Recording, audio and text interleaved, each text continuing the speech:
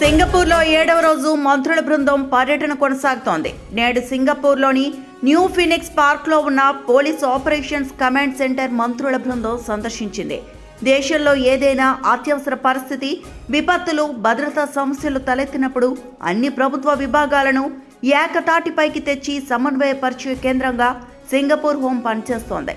ఈ సందర్భంగా police operations command centre పనిచేసే విధానాన్ని మంత్రుల బృందానికి సింగపూర్ ప్రతినిధులు వివరించారు. ఈ అంశంపై మరిన్ని వివరాలు మా ప్రతినిధి కుమార్ ఫోన్ ద్వారా అందిస్తారు. ఓకే పార్వతి, సింగపూర్లో 7వ రోజు ఏపీ మంత్రుల శిక్షణ కార్యక్రమం కొనసాగుతుంది. సింగపూర్ ప్రభుత్వ డిజిటల్ పరిపాలన గురించి నేడు మంత్రుల బృందం అయితే అధ్యయనం చేయనుంది.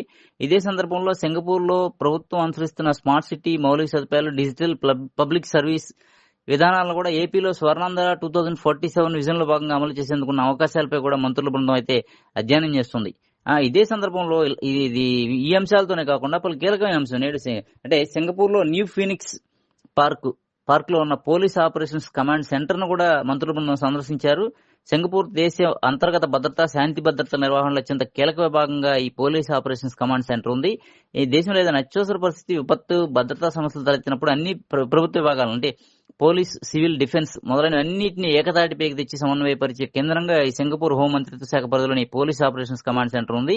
అయితే ఇది ఎలా పనిచేస్తుంది, ఏంటి అనే అంశంపై అయితే మంత్రులు బృందం అధ్యయనం చేసింది. నగరం అంతటా ఉన్న కెమెరాలు, సెన్సార్ల ద్వారా నిరంతర real time monitoring, AI and అధునాతన డేటా అనలిటిక్స్ ను ఉపయోగించి నేరస్తులను అరికట్టడం, అత్యవసర పరిస్థితుల్లో వేగంగా స్పందించడం, నేరాలు, డ్రగ్స్, ఉగ్రవాదం వంటి అంశాలపైన సింగపూర్ హోం మంత్రిత్వ శాఖ ఈ కేంద్రం ద్వారా ఏ విధంగా పనిచేస్తుంది అనేది కూడా మంత్రులు అధ్యయనం చేశారని చెప్పుకోవచ్చు.